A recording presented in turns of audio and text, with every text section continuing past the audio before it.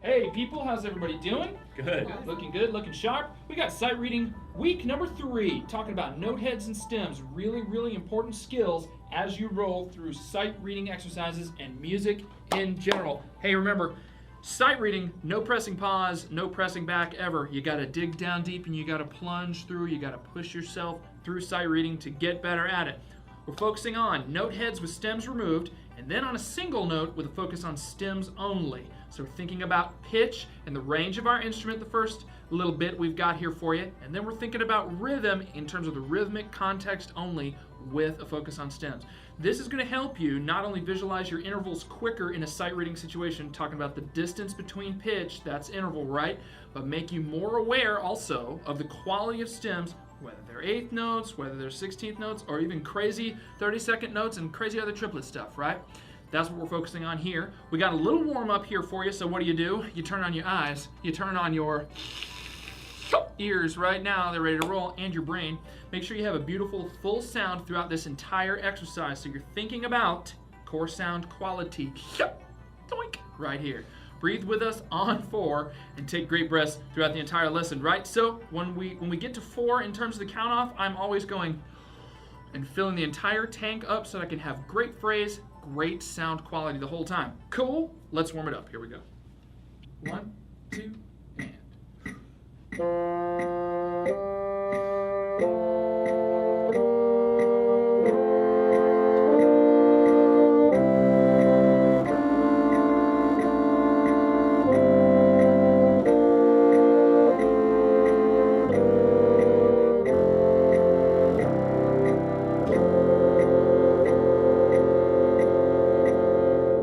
Very nice. Great job. They are listening to each other. Always make sure your TV volume is up loud enough so you can hear all this gorgeousness. We want to make sure that you are fitting your sound into all of this and trying to achieve a pitch that matches theirs, right? It's going to be great for balance while you do that. So make sure you up me. Make sure I'm loud. I should be loud for you, okay? So we got, who do we have over here? Right here on this side. We got Devin. We got Kelsey. You've seen all these guys before. And then we got Jacob. And then we got King Theodore III right here. Say hi, people. Wave. Wave, wave, wave. Yeah, here we go. And we're going to get rolling because we're not going to waste any time. What do we got? We got note heads now, section 2, exercise A. No bar lines? Are you crazy, Millhouse? So crazy. Now, there aren't any accidentals here in this particular exercise. We've tried to make it a little easy on you at first, so we're going to take kind of a slower tempo, but really try to play each note correctly. What are we doing here? We're trying to develop your sonic vocabulary so that as you see pitch on the page and as it transfers across the staff throughout the range of your instrument, you're able to hear that in your head and play it very accurately as you jump across the instrument. You want to hear the intervals before you attempt them. A lot of this will sound amelodic. It's going to sound like it doesn't go anywhere. That's the point. We're trying to develop your ability to slot every single pitch in the range of your instrument all the time. Maintain a very clear and resonant sound all the way through. So we got to tank up, have tons of air. Hey, watch the F sharps as well because they'll be real sharp on our instrument, right? So we got to think there and open up. Make sure you bring that right into the center of the pitch. Okay, P.S. We said there's no accidentals, right? But we're in the key of G, so you got to be thinking that there's an F sharp in the key. Okay, here's A.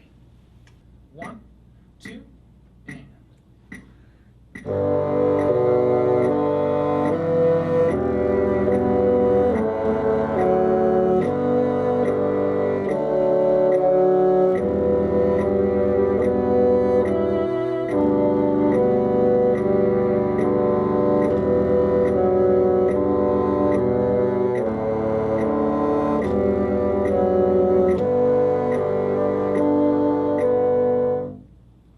Nice, great job. Perfect intonation all the way through there. That's what we're striving for. How'd you do with the distance between those notes? Are you being very accurate? Are you not only assimilating new information, but thinking about how far those notes are apart so that you can really be accurate when they come out of the horn? Exercise B now. So we got a little bit wider leaps for you. We're up in the ante, up in the challenge. Don't let that throw you off because you got this. You can make it happen. Now remember, don't change your embouchure or your air column for these leaps. That's a bad habit. We hate that. Sometimes our eyebrows raise or we raise our shoulders or some crazy thing. We want to make sure that all the stuff that we need to stay consistent stays consistent for great sound quality and pitch. We want the same rich quality of sound throughout the registers of your bassoon. So we don't want to arrive at that nasal quality. We want to really make sure that we get the rich, gorgeous, dark bassoon sound. We're on to exercise B. Let's knock it. 1, 2, and...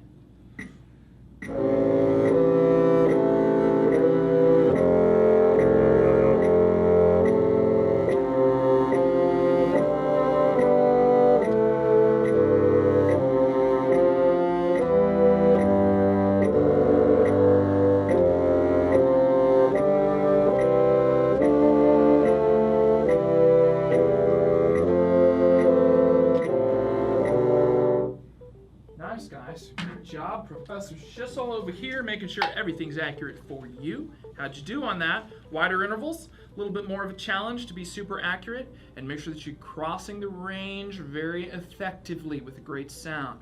Exercise C now. Check it out. Lots of accidentals we're throwing in here for you this time, so we're up in the ante a little bit more. Remember, these carry through this huge monster beast measure that we have for you, okay? Check those out.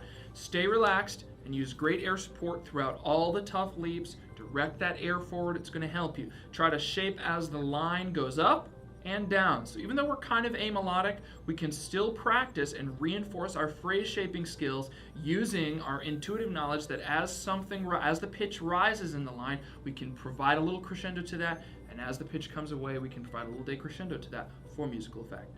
Watch the E flats as well. Make sure you're using the very accurate right fingering for this. And we're going to get a little shot of that. Professor Schissel, you want to show us that cool E flat? There it is. What do you think? Peeps at home? Very nice and cool. Yes. Now, if you don't use that, what am I doing? I'm coming to your house. Use the right E flat. Okay? Here's C. 1, 2 on C.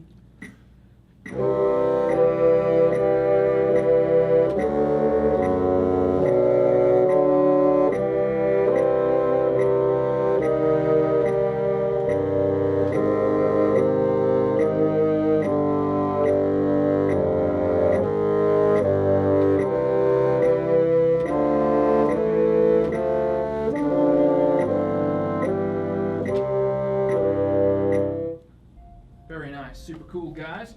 Well done. And we're going to roll right along. Now we're looking at section 3, exercise A. This is note heads, note heads, note heads. But faster. Note heads, but faster. We're going a little faster here. Scan your music a little bit quicker because you have to assimilate more information if the tempo is faster. But you can still make some music out of this crazy amelodic stuff. We want you to get skill at making musical statements with stuff that might not be immediately understandable. Teach yourself to scan the music as quickly as possible. We've got some high G's here too. Make sure you use that right fingering or I'm coming to your house. Whisper key plus a half hole on the left. Can we get a shot of that cool high G? Check that out there. It's nice. Make sure that it is in tune and that you use a pretty large half hole on that so that we get it very accurate. Dare to be great like these guys because they're so cool. Here's A. Yep, got some G's. OPS, use the pinky. Left hand pinky for that G. Okay, here we go. 1, 2, and faster.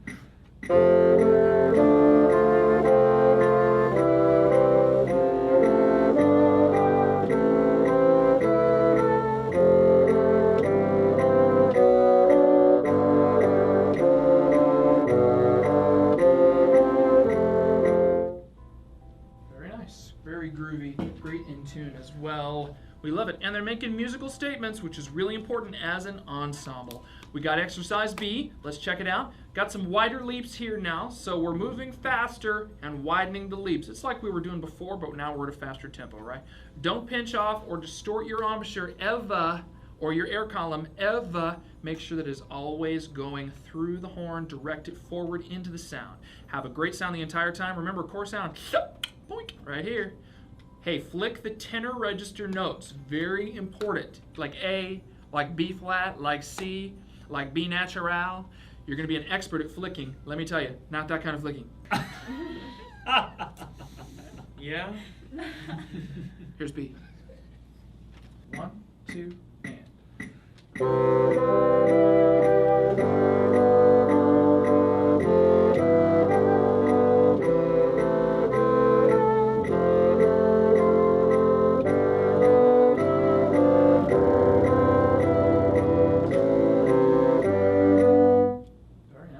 job manipulating all of those notes across the register, because the other kids got some stuff too, man.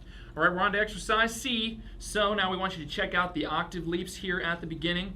Don't tighten up as you have large leaps like that. No big deal. Direct the air. Keep everything consistent, and you'll move across that range. Hear it like a pianist hears that change of octave. You're thinking laterally, right? So if I'm playing the piano, the octave is just dink and dink over here, right? And I'm not really even thinking too much about the fact that it's higher by a full octave. Try to approach your octave leap like that on the bassoon so that you can retain that gorgeous sound quality. It's nice and easy. Retain that easy attitude as you roll through the register changes. Look ahead for some accidentals because we threw some in here for you. And maintain a great intonation the entire time. It'll be way cool and fun. Keep your ear on, right? Mine are still on. Here's C. 1, 2 on C.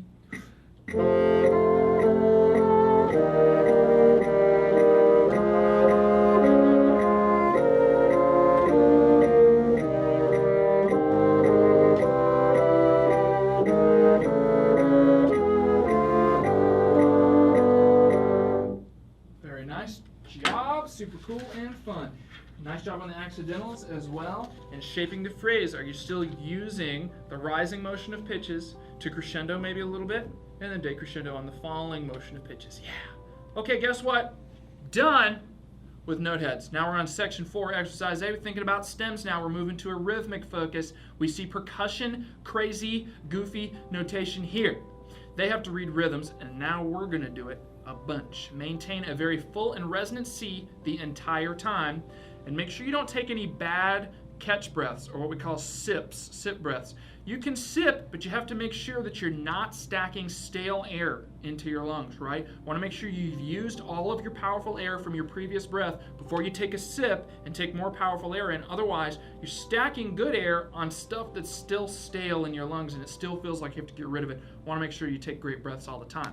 Hey, and hold the C flick key down during those repeated 16th notes. It's going to help you. Okay, here's A. 1, 2, and.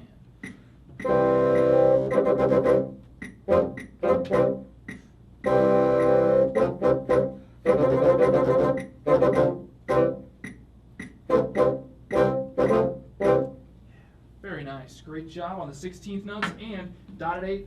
Trying to make sure that that style is exactly right. We get the same length across the ensemble. So we got D, D, D, D. That was in the style of the rhythm. Okay, so we got exercise B now. So we want to make sure we use all of our air carefully. You can take mental breaths that are not actual physical breaths and feel that space that comes before syncopated parts without actually distorting your air column, okay? But what we do want you to do, take a great breath with us on 4, tank up, direct all of that through the phrase. Okay, here's B. Okay, remember that 16th note is a pickup to measure 3. Count carefully and subdivide and wait. Here we go. 1, 2, and.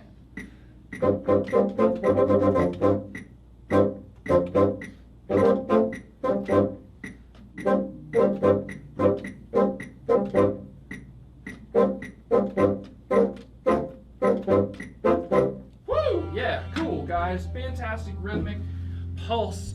Fantastic placement of all of the notes inside of that. Hope you did really well with that. Did you make some progress? Do you feel like you are able to see stems and make it happen in rhythm? Now you can feel free to go back through all of this and plow through any of the stuff that you thought maybe tripped you up a little bit, especially that note head stuff. If you felt like the range was just going crazy and you weren't nailing each pitch as you rolled across it, we want you to do that as many times as possible. Yeah, and make sure if you have any questions that you roll over to the toolkit, right? Because the bassoon toolkit is going to tell you so many things that's going to help you in terms of crossing the range of your instrument. You have just trained yourself to focus on just note heads, which is so good for your sonic vocabulary, and just stems, which is so good for your rhythmic vocabulary. Being able to notice intervals and the quality of the stem is going to help you so much in your sight reading. It's going to help improve the speed at which you acquire music and make it your own. We had fun. Hope you did too. We'll see you real soon for number 4, Do the Right Arm. See you later. Bye. Bye, guys. No spill. No spill. How we spill the water?